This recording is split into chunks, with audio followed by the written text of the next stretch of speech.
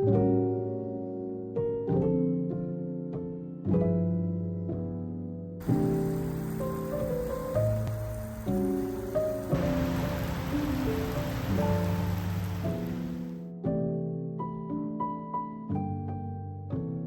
of you had commented on my last video saying that you were working on the Late Summer wrap by Knitting for Olive, and I totally forgot that that's been in my queue for quite a while.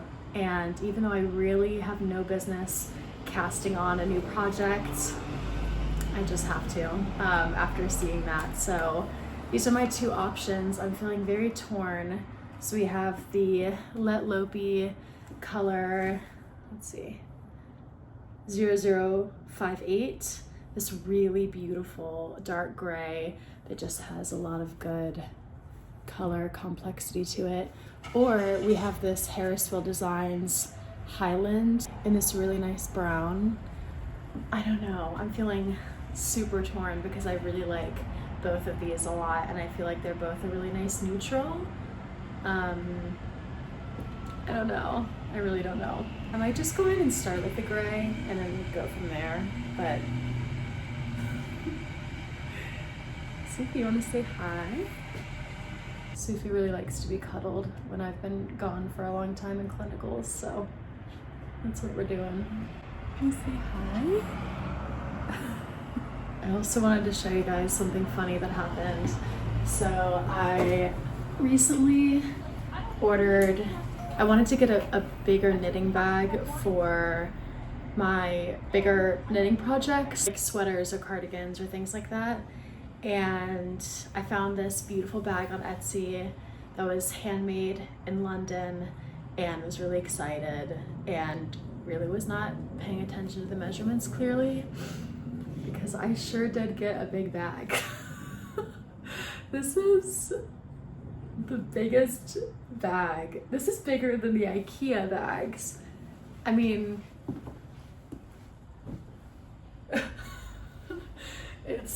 it's pretty wild. I haven't really decided what I'm gonna do with it. I mean, part of me feels like it's kind of cool, but then the other part of me is like, this is completely ridiculous. But we'll see. I might take it out for a spin one day and just see how I feel, and then maybe I could even take it to a tailor to get it resized. They're gonna be like, what the actual heck?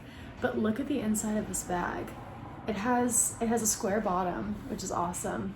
And then it has, it's kind of hard to show, but it has all these pockets all on the sides. Also, today was the first day that it's been cold enough to actually wear my woolen items. So I just wanted to show you all what I was wearing. Got to wear this today to my community health clinical, and it felt so nice to be able to wear my stuff again. This is the Felix pullover in Let Lopey with this nice detailing on the shoulder.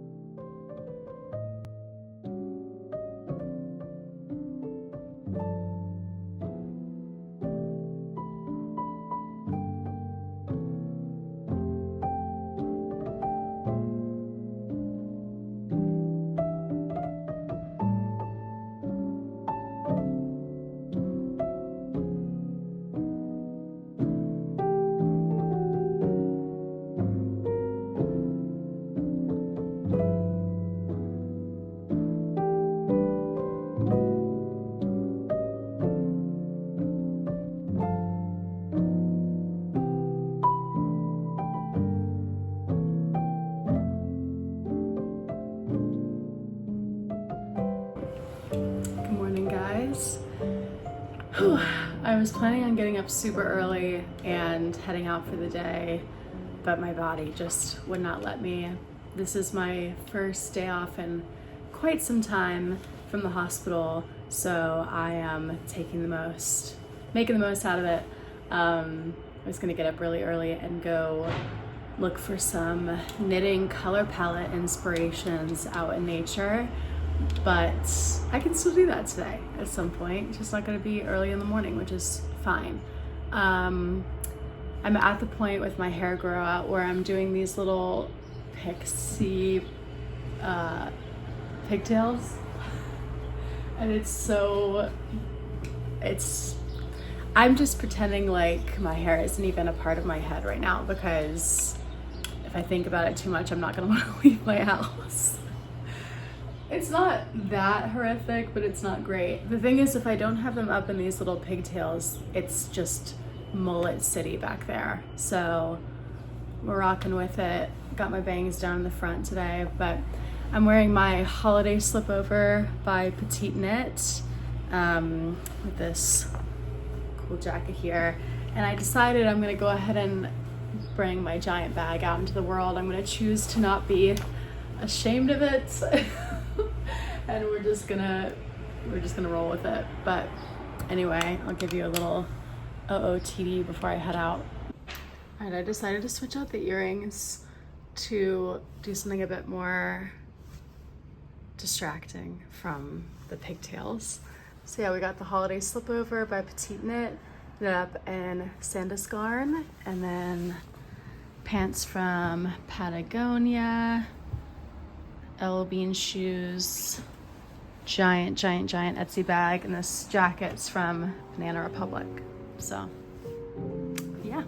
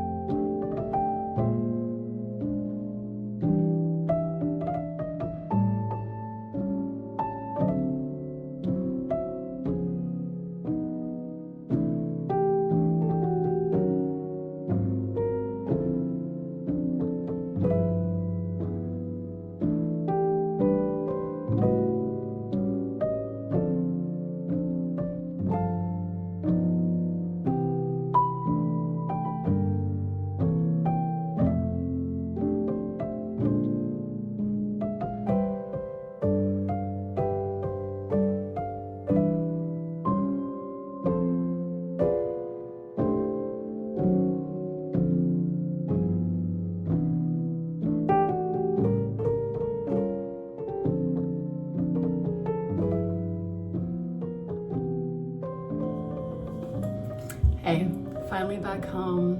Went out with my brother. He's learning how to knit right now, so I've been teaching him a little bit. He's working on some socks, and we went out to a coffee shop in the morning, working on that for a little bit, and then went to some thrift stores after that, where I got my new sweater, and then we went to a plant nursery, picked up a pumpkin, my cabbage, a couple other things for my balcony, and then hung out at the house for a little bit, did some knitting, worked on my Sophie shawl. Gonna eat a little bit, and then gonna clean up my apartment, and then do some sketching for some color work for some future fiber stuff.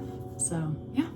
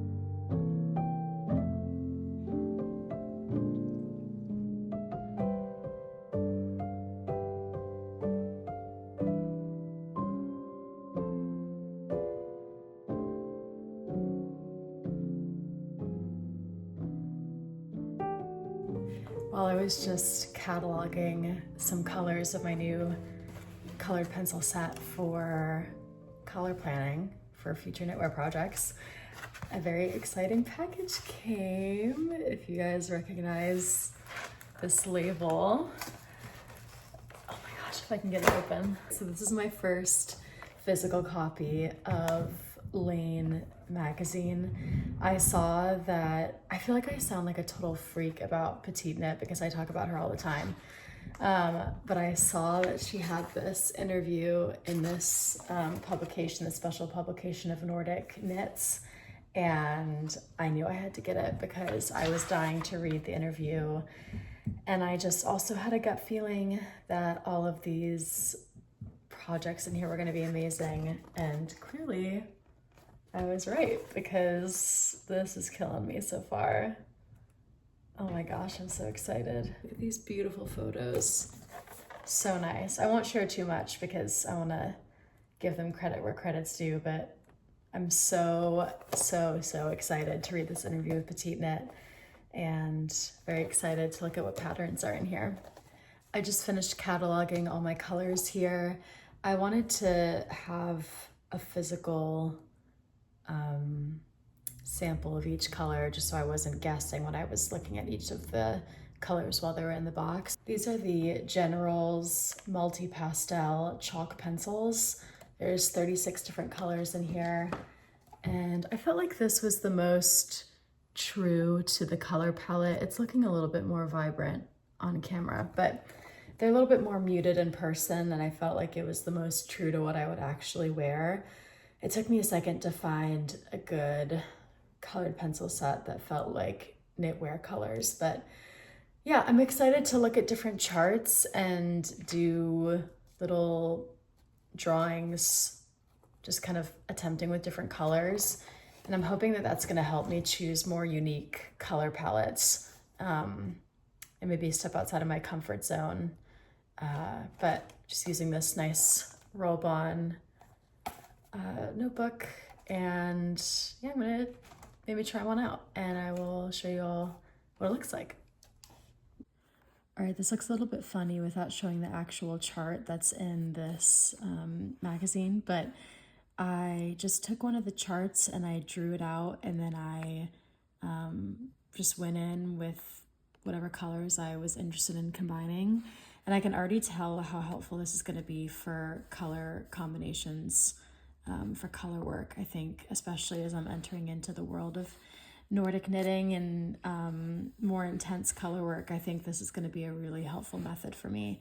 So I'm just going to do a couple more iterations of this down this page, and I'm really excited. I think this is going to be really helpful.